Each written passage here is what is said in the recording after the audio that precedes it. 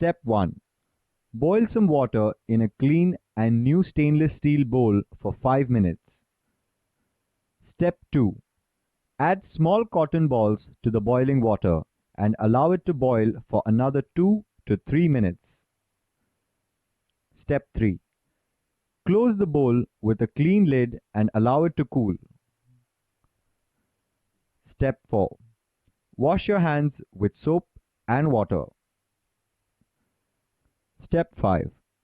Take the cotton ball from the boiled water and squeeze out the excess water. Step 6.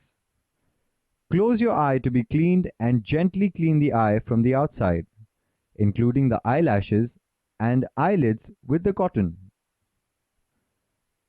Step 7. After one use, dispose the cotton.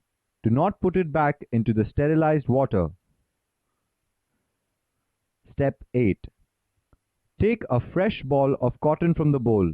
Squeeze out excess water. Step 9. Now open the eye, looking up, and gently clean the area around the lower eyelid. Step 10. Now look down and clean the upper eyelid and the area around the upper eyelid using a fresh ball of cotton from the bowl. Step 11. Properly dispose the used cotton and throw away the water.